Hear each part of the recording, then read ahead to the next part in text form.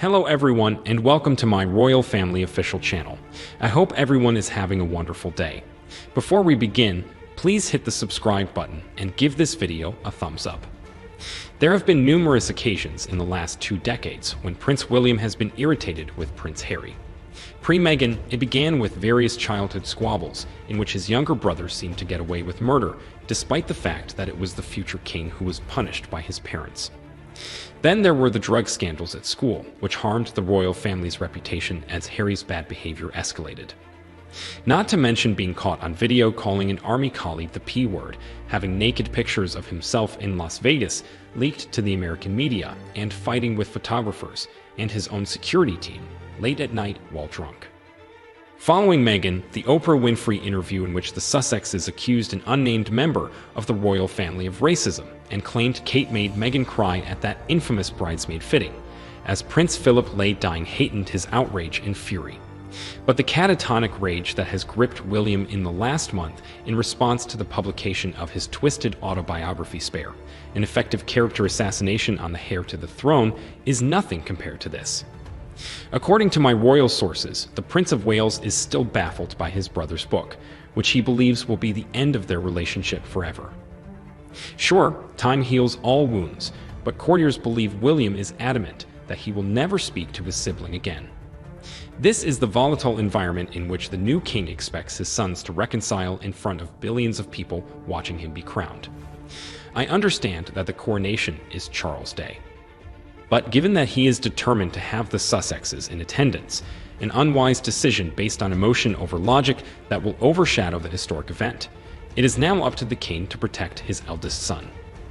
According to the Mail on Sunday, the royal family is fully expecting both Harry and Meghan to attend, despite their relatives spitting feathers about the publication of Spare and the spiteful media campaign to promote the book, which appeared to be designed to harm the British monarchy. Members of the family have told me that both Harry and Meghan will definitely come. A friend told the newspaper. They'd fully anticipate it. And they should be aware that many members of the royal family will only be willing to speak on one subject, the weather.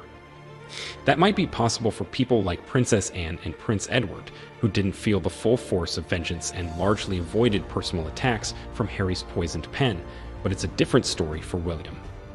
Courtiers are concerned about how he will deal with his acute feelings of betrayal, anger, and sadness at the coronation if Harry is present.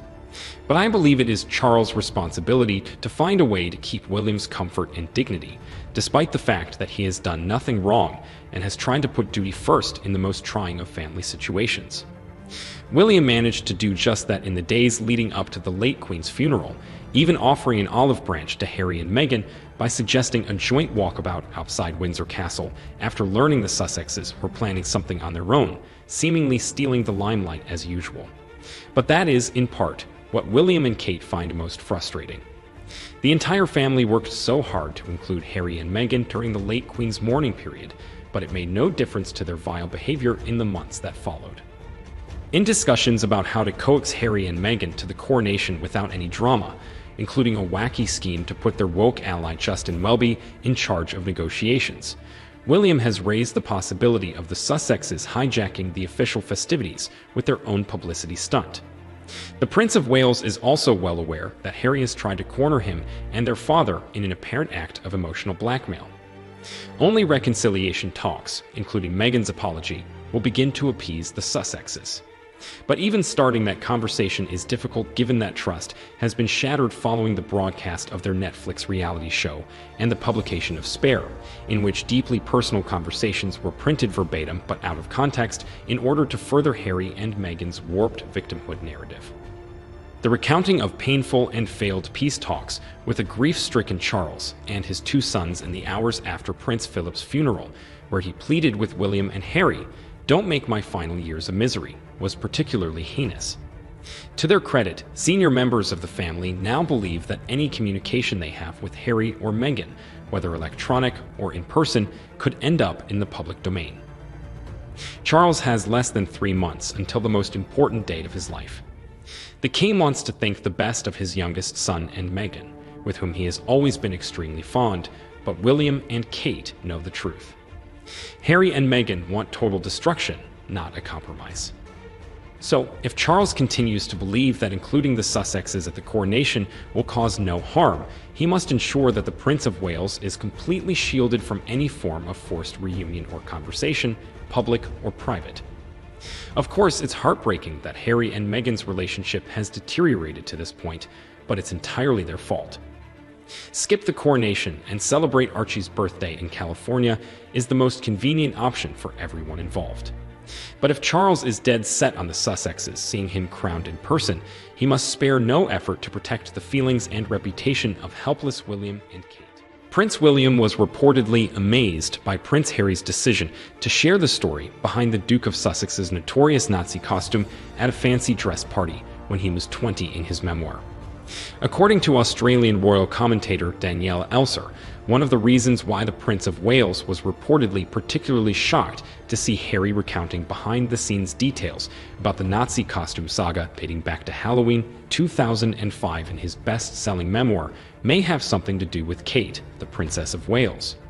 While Harry and Meghan have both made the princess out to be a bit of a cold fish who failed to dispense hugs or share lip gloss with appropriate enthusiasm, as Elser wrote in a comment piece for the NZ Herald, her involvement in the Nazi uniform escapade is not just unflattering, but actually harmful.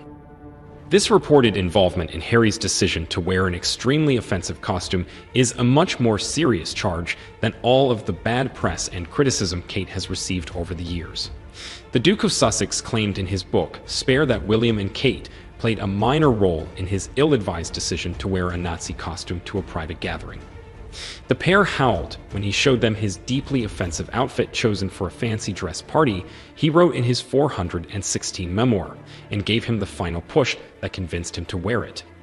A photo of Harry taken by another partygoer was later published on the front page of a British newspaper.